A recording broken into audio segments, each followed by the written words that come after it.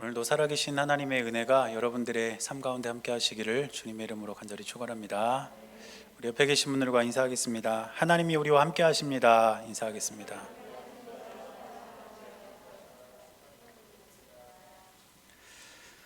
하나님께서 저와 여러분들의 삶 가운데 늘 함께하고 계심을 여러분 믿으시기를 바랍니다. 오늘 우리가 시편 53편을 함께 읽었는데, 오늘 우리가 함께 본 시편 53편 표제어를 보니까 다윗의 마스길 이렇게 되어 있습니다. 다윗의 마스길 이렇게 되어 있고, 또 인도자를 따라 마할랏에 맞춘 노래 이렇게 되어 있는 것을 볼 수가 있는데, 이 마스길이라는 말의 뜻이 정확하지는 않아요. 분명하지는 않지만 이 마스길이라는 말이 지금까지 교훈이라는 의미로 전통적으로 그렇게 여겨져 왔습니다. 그래서 다윗의 마스길이란 뜻은 다윗의 교훈 이런 뜻입니다. 그러니까 다윗이 이 시를 통해서 이 시를 읽는 자들에게 뭔가 교훈하고자 하는 것이 있어서 이 시를 썼다는 것이죠. 그러면 다윗이 이 시를 통해서 과연 무엇을 교훈하고 싶을까? 우리가 조금 전에도 본문을 읽었지만 이 말씀을 읽어보면 다윗이 이 시를 통해 교훈하고자 하는 내용을 우리가 알 수 있습니다.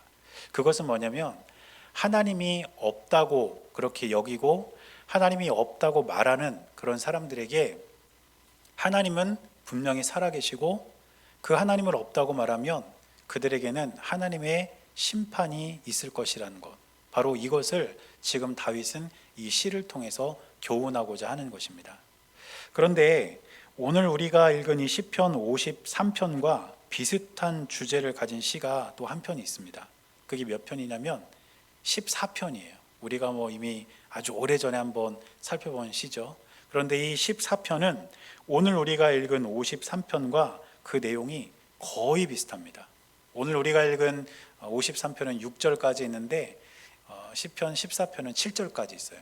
절수로는 이제 한 절 정도 더 많지만 내용은 너무 비슷해요. 그래서 한번 좀 14편과 53편을 비교해 보려고 하는데, 한번 1절을 비교하면 시편 14편 1절은 이렇게 되어 있습니다. 어리석은 자는 그의 마음에 이르기를 하나님이 없다 하는도다. 그들은 부패하고 그 행실이 가증하니 선을 행하는 자가 없도다. 이게 14편 1절입니다.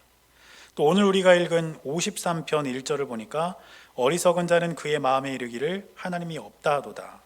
그들은 부패하며 가증한 악을 행하며 선을 행하는 자가 없도다. 이렇게 되어 있습니다. 색을 조금 달리해서 표시해 놓은 부분을 보면 저 부분만 조금 달라요.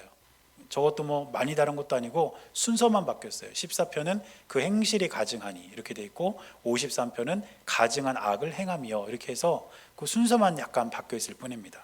이렇게 14편과 53편이 비슷하다는 거죠. 또 3절을 한번 보면 시편 14편 3절은 이렇게 기록합니다. 다 치우쳐 함께 더러운 자가 되고 선을 행하는 자가 없으니 하나도 없도다. 이렇게 되어 있고, 오늘 우리가 읽은 53편을 보면 각기 물러가 함께 더러운 자가 되고 선을 행하는 자 없으니 한 사람도 없도다. 이렇게 되어 있습니다. 앞부분만 조금 틀립니다. 14편은 다 치우쳐 이렇게 되어 있고, 53편은 각기 물러가 이렇게 되어 있어요. 그래서 시편 14편과 오늘 읽은 53편은 그 내용이 아주 비슷합니다.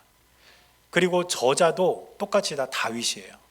그러면 똑같은 시가 시편에 같이 들어가 있는 것인가 이렇게 생각할 수 있는데, 그건 또 아니에요. 내용은 아주 흡사하지만 14편과 53편은 분명히 다른 시입니다. 그러면 이 시를 지은 다윗이 왜 비슷한 내용을 반복해서 이렇게 시로 지었을까요? 또 이 당시에는 정말 수많은 사람들이 지은 수천 수만의 시들이 있었을 텐데, 그 중에 150편의 시를 모아서 성경 안으로 이렇게 편집한 그 편집자는 굳이 내용이 비슷한데 왜 두 편이나 150편 가운데 함께 그 시들 여기다 이렇게 모아놨을까요? 그 이유는 한 가지입니다. 이 시들이 강조하고 있는 내용이 너무 중요하기 때문이에요. 저도 이제 저희 아이를 이렇게 키우면서 저희 아이한테 잔소리를 하지 말아야 되는데 잔소리를 하게 되더라고요. 그런데 제가 하는 잔소리를 가만히 제가 생각해 봤더니 중요한 거를 자꾸 말하게 돼요. 예를 들면 오늘 아침에도 어제 아침에도 학교 갈 때 은서야 찾길 조심해라 이러고 맨날 얘기해요. 듣는 사람 입장에서는 잔소리일 수 있죠. 근데 이렇게 반복해서 이야기하는 이유가 있습니다. 왜냐하면 그게 중요하기 때문에. 그렇잖아요. 안전이 중요하니까 항상 찾길 조심하라고 이렇게 이야기를 하는 거죠. 마찬가지입니다. 오늘 다윗이 이 내용을 가지고 굳이 똑같은 시를 쓴 이유, 또 이 시를 150편을 추려서 성경 안에 이렇게 기록한 사람이 비슷한 내용의 시를 반복해서 그 안에 넣은 이유, 중요하기 때문입니다. 하나님이 없다고 말하는 사람이 가득한 이 세상에서 아니다. 하나님은 정말 살아계신다.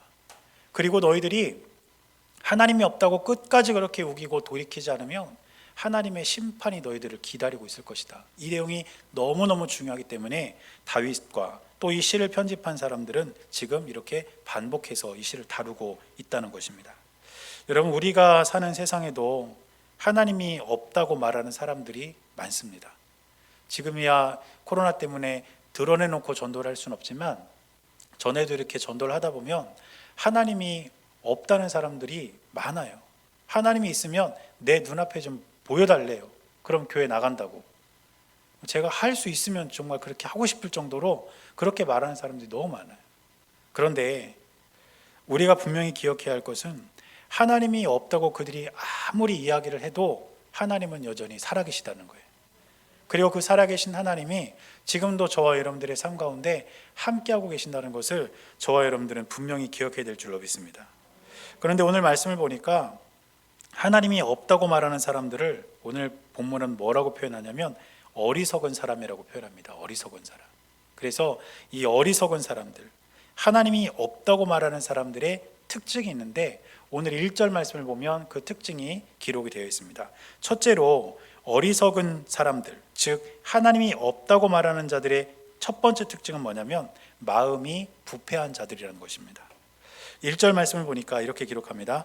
어리석은 자는 그의 마음에 이르기를 하나님이 없다 하도다. 그들은 부패하여, 이렇게 기록하고 있습니다. 이 부패하다라는 말을 세번역 성경에 보니까 썩었다 이런 표현으로 바꿔서 번역을 했더라고요. 여러분들 두 표현 다 여러분들 의미를 아실 겁니다. 부패했다, 썩었다 같은 뜻 아닙니까? 그런데 하나님이 없다고 말하는 자들의 특징이 뭐냐? 그들의 이 마음이 부패했다. 이 마음이 썩었다는 거예요. 그런데 동물이든 식물이든 그것이 썩기 시작하는 것, 부패하기 시작하는 것은 언제부터일까요? 그것은 생명이 끝나면서부터예요. 그래서 동물은 죽으면 그때부터 부패가 시작되는 거 아닙니까? 그렇죠? 또 식물도 마찬가지예요. 식물이 땅에서 뿌리채 뽑히거나 아니면 열매가 나무에서 떨어지거나 이렇게 되면 그때부터 그 식물도 부패하기 시작하는 거죠. 이처럼 생명이 끊어지는 순간부터 부패가 시작되는 것이 자연의 이치입니다.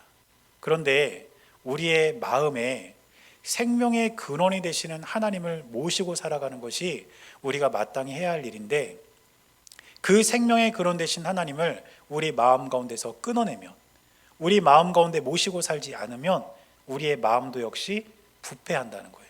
우리의 마음도 썩어져 간다는 것입니다. 그것이 바로 하나님이 없다고 말하는 자들의 특징이고 하나님을 없다고 그렇게 여기는 사람들의 모습이라는 것을 오늘 성경은 우리에게 가르쳐주고 있습니다. 또 두 번째로 하나님이 없다고 말하는 자들의 특징은 무엇이냐면 가증한 악을 행한다는 것입니다. 말씀을 이어서 보면 가증한 악을 행하며 이렇게 또 기록하고 있습니다. 세상에는 악을 행하는 자들도 참 다양해요. 참 여러 종류로 악을 행합니다. 또 그들이 행하는 악의 형태도 이루 말할 수 없이 많아요. 그래서 사도 바울은 갈라디아서 5장 말씀에서 어떻게 이야기하냐면 너희들은 성령을 따라 행해야 한다. 그런데 만약에 성령을 따라 행하지 않으면 육체의 욕심을 따라서 행하게 될 것이다. 이렇게 경고를 합니다. 그러면서 사도 바울은 육체의 욕심을 따라 행하게 되는 것, 그것을 육체의 일이라고 말하면서 그 육체의 일이 무엇인지 하나씩 열거를 해놨는데 그게 바로 가증한 악이라는 것입니다. 갈라디아서 5장 19절부터 21절 상반절까지를 보면 바울은 이렇게 말합니다. 육체의 일은 분명하니, 여기서 육체의 일이라는 것이 가증한 악이죠. 곧 음행과 더러운 것과 호색과 우상숭배와 주술과 원수 맺는 것과 분쟁과 시기와 분냄과 당짓는 것과 분열함과 이단과 투기와 술취함과 방탕함과 또 그와 같은 것들이라. 지금 바울은 하나님 앞에서 가증한 악을 육체의 일이라고 표현을 하면서 지금 몇 가지를 열거하는 겁니다.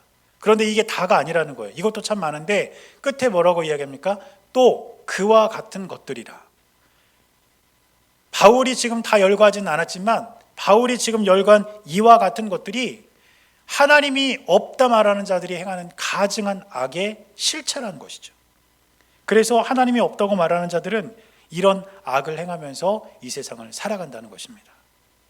그 다음에 세 번째로 하나님이 없다 말하는 자들의 특징은 무엇이냐면 선을 행하지 않는다는 것입니다. 1절 말씀 맨 뒷부분 이어서 보니까 선을 행하는 자가 없도다, 또 이렇게 기록하고 있습니다. 하나님이 없다고 말하는 자들은요, 선을 행하지 않아요. 그런데 우리가 선을 행하지 않는다는 것에 대해서는 이거 중립이 아닌가, 이렇게 생각할 수도 있습니다. 쉽게 말하면 이런 거죠. 내가 선을 행하지는 않지만 악도 행하지 않는다. 그러면 하나님 앞에서 그렇게 큰 잘못을 하고 있는 것은 아니지 않나. 내가 선을 행하지는 않지만 악도 행하지 않으니까 그냥 중립, 가운데 그냥 있는 거니까 내가 하나님 앞에 큰 잘못하는 거 아닌 것 같다, 이런 생각을 우리가 할 수도 있다는 것이죠. 그런데 여러분, 하나님의 말씀은 우리에게 선을 행하지 않는 것도 죄라고 말합니다. 야고보서 4장 17절을 보니까 이렇게 기록합니다. 그러므로 사람이 선을 행할 줄 알고도 행하지 아니하면 죄니라. 여러분, 우리가 살아가다가 어떤 상황에서 내가 선을 행해야 될 때, 또 내가 이 상황에서는 그 사람에게 도움이 되는 선을 행하는 것이 마땅한 일이라는 것이 깨달아질 때가 있어요. 그런데 그렇게 깨달아지고 그렇게 이해가 됨에도 불구하고 선을 행하지 않는다면 그것이 죄라고 하나님께서는 우리에게 말씀하고 있다는 것입니다. 그러므로 저와 여러분들이, 그래 내가 선을 행하지는 않지만 그렇다고 내가 악도 행하지 않으니까 나는 하나님께 그렇게 좀 하나님께 혼날 그런 사람은 아닌 거야, 이렇게 우리를 합리화시킬 것이 아니라, 저와 여러분들은 선을 행하지 않는 것 역시 하나님을 없다 말하는 자들의 특징이라는 것을 기억하고 그 길에서 떠나 있는 저와 여러분들이 되어야 될 줄로 믿습니다. 여러분, 이처럼 이 세상에는 하나님이 없다고 말하는 사람들이 너무 많아요. 그리고 그런 사람들은 조금 전에 살펴본 이와 같은 일들을 하면서 살아간다는 것입니다. 그런데도 하나님께서는 이 세상을 바라보면서 찾고 계십니다. 누구를 찾고 계시냐? 하나님이 없다 말하는 사람들이 가득한 것 같지만 그래도 나를 믿고 나를 따르고 나를 바라보며 살아가는 사람들이 있지 않을까, 이런 기대를 가지고 하나님께서 지금 찾고 계신다는 거죠. 2절 말씀을 보니까 이렇게 기록합니다. 하나님이 하늘에서 인생을 굽어 살피사 지각이 있는 자와 하나님을 찾는 자가 있는가 보려 하신즉. 지각이 있는 자, 하나님을 찾는 자, 그런 자들이 이 세상에 과연 있는지 하나님이 지금 찾고 계신다는 거예요. 그런데 현실은 어떨까요? 이어지는 3절을 보니까 이렇게 기록합니다. 각기 물러가 함께 더러운 자가 되고 선을 행하는 자 없으니 한 사람도 없도다. 하나님께서는 정말 간절한 마음으로 세상을 좀 찾아보고 있는데 그런 사람이 안 보인다는 거예요. 그렇다면 정말 이 세상은 하나님의 뜻대로 하나님의 살아계심을 인정하고 살아가는 사람이 없을까요? 저는 그렇지 않다고 생각합니다. 분명히 하나님이 찾으시는 사람이 존재하고 저와 여러분들이 하나님이 찾으시는 사람으로서 이 세상을 살아가야 된다고 믿습니다. 그렇다면 하나님은 어떤 사람을 찾으실까요? 아까 우리가 살펴봤던 하나님이 없다 말하는 자들의 특징을 뒤집으면 됩니다.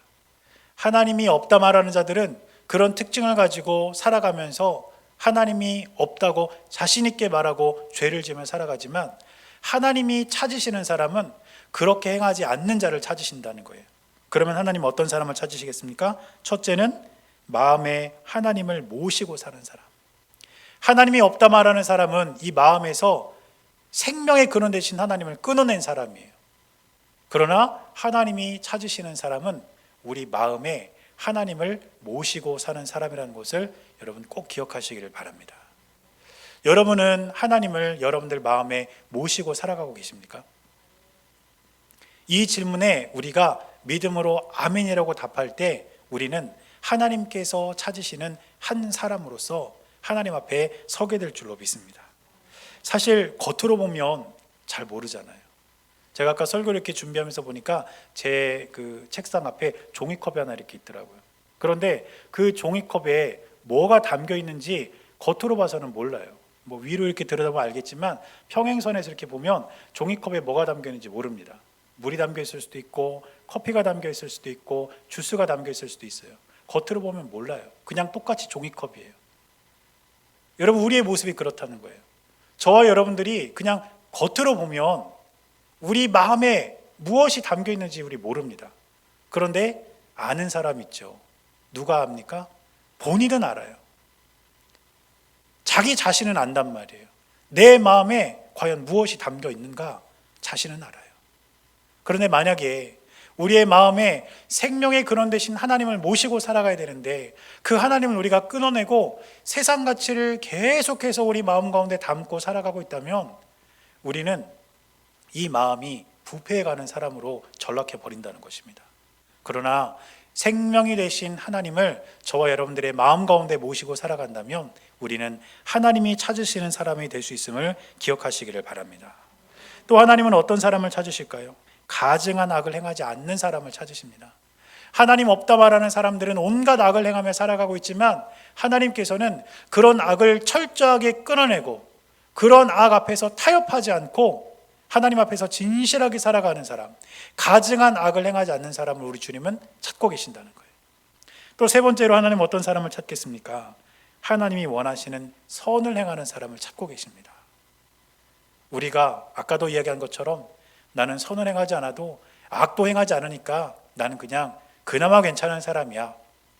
이렇게 우리를 합리화시키고 살아갈 것이 아니라 진실한 마음으로 하나님께서 원하시는 선을 행하며 살아갈 때 우리 하나님께서 찾으시는 사람으로 우리가 서게 된다는 것을 여러분 꼭 기억하시기를 바랍니다. 그래서 저와 여러분들은 하나님이 없다고 말하는 사람이 가득한 이 세상에서 하나님께서 찾으시는 사람, 하나님의 살아계심을 믿고 의지하고 그 하나님을 따르는 사람으로 하루하루를 살아가는 저와 여러분들의 삶이 될 수 있기를 주님의 이름으로 간절히 축원합니다. 제가 말씀을 준비하다가 그런 생각이 들더라고요. 하나님이 지금 이 세상을 이렇게 바라보면서 하나님을 찾는 사람, 지각 있는 사람을 찾고 계신다. 이 말씀을 이렇게 읽으면서 하나님이 이 세상을 이렇게 쭉 이렇게 좀 살펴보고 계시는구나. 이런 생각이 들더라고요.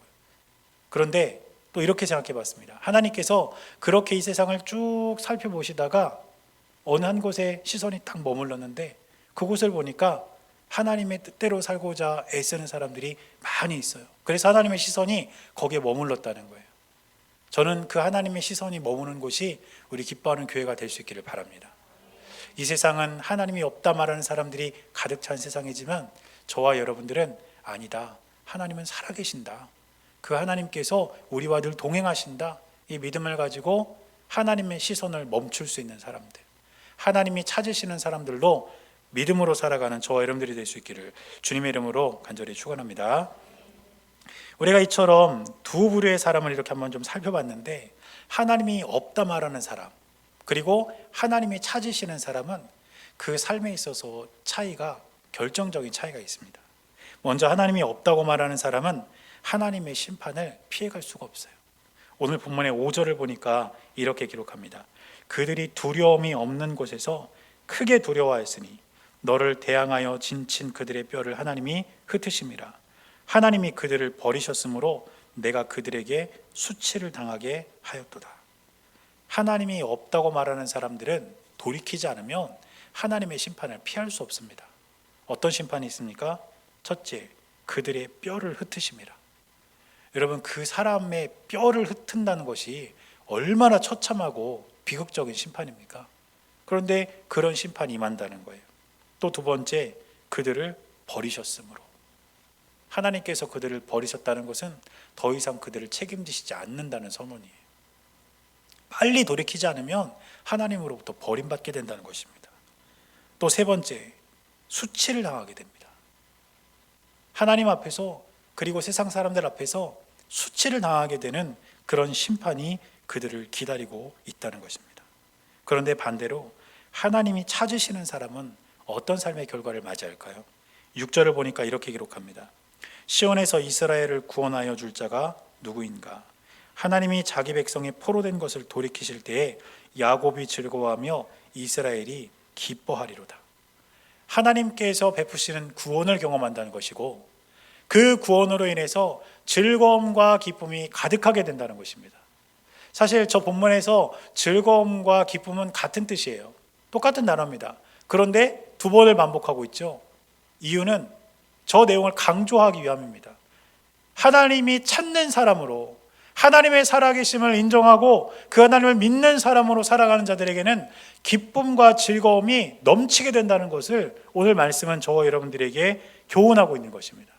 사랑하는 여러분, 하나님이 없다고 말하는 사람은 심판을 피할 수 없지만, 하나님의 살아계심을 인정하고 우리 마음 가운데 모시고 사는 사람들의 삶에는 기쁨과 즐거움이 날마다 넘치게 될 줄로 믿습니다.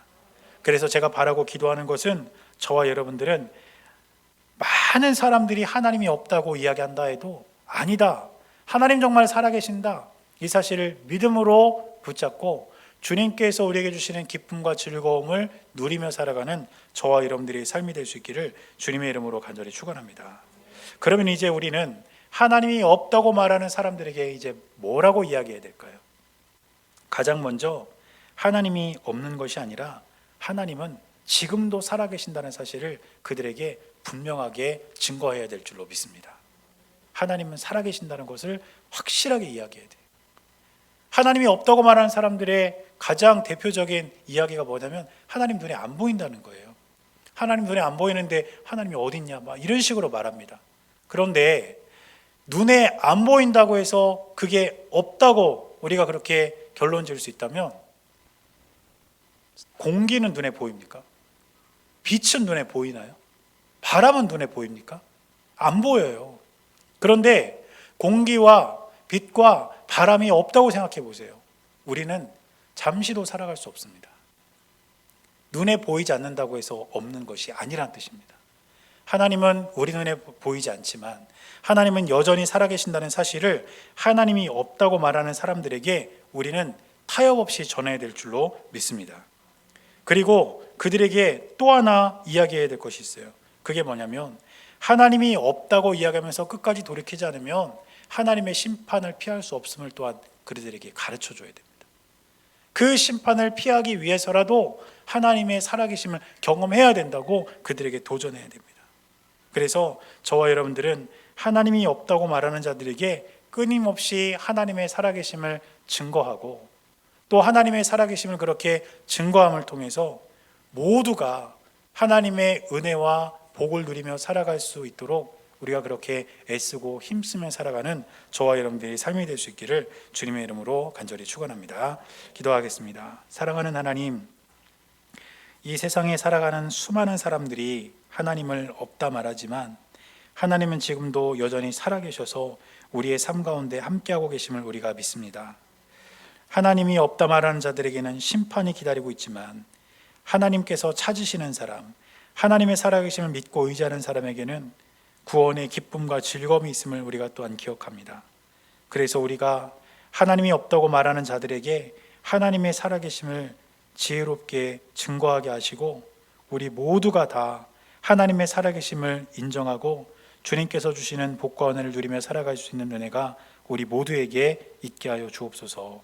우리 주님께서 언제나 함께하여 주실 것을 믿으며 살아계신 예수님의 이름으로 간절히 기도드렸습니다. 아멘.